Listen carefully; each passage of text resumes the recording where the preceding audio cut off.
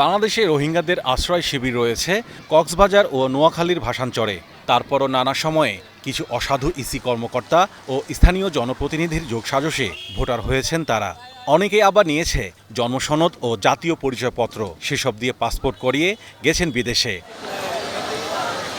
পরিস্থিতি বিবেচনায় তাদের ভোটার হওয়া ঠেকাতে নানা উদ্যোগ নেয় নির্বাচন কমিশন। তারপরও এ কাজে শতভাগ সাফল্য নিয়ে সংশয়ে তারা। সবশেষ বাড়ি বাড়ি গিয়ে হালনাগাদের তালিকায় নতুন ভোটার যুক্ত হয়েছেন প্রায় ৬০ লাখ। এতে ১২,৩৭,০০,০০০-এর বেশি ভোটারের তথ্য রয়েছে জাতীয় তথ্য ভাণ্ডারে। এখন অপেক্ষা চূড়ান্ত ভোটার তালিকা প্রকাশের। এ অবস্থায় সবশেষ হালনাগাদ তালিকায় রোহিঙ্গা আছে কিনা তা নিশ্চিত করে বলতে পারছে না ইসির এনআইডি বিভাগ। জানাচ্ছে তারা যাতে যুক্ত হতে না পারে সে বিষয়ে নেওয়া হয়েছে সব ধরনের পদক্ষেপ।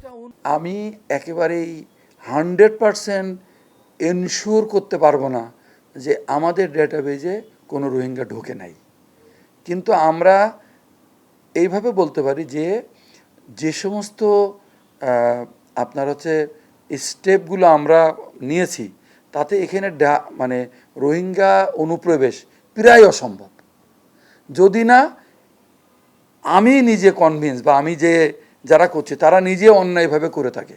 কিন্তু আমাদের চেকিংয়ে এবং আমাদের যে সিস্টেম, সেই সিস্টেমে ঢোকা এখন প্রায় অসম্ভব। হ্যাঁ, এবং কোনো অভিযোগও এরকম আমরা স্পেসিফিক পাইনি এখন পর্যন্ত।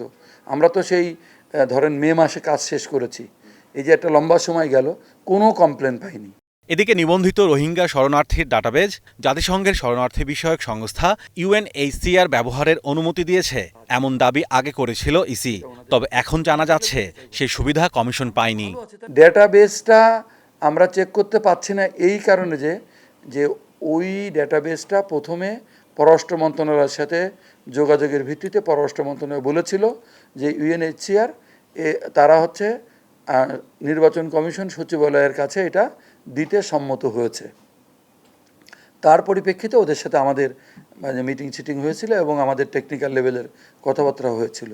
তো যেহেতু নির্বাচন কমিশনেই এই জিনিসটা রাখা হবে কি হবে না এইটা নিয়ে যখন আলোচনা হয়েছিল, তখন একটা আলোচনা আমরা এরকম শুনেছি যে বলা হয়েছিল যে এটা সম্ভবত ICT মিনিস্ট্রিতে থাকবে, যার প্রয়োজন সে ব্যবহার করবে।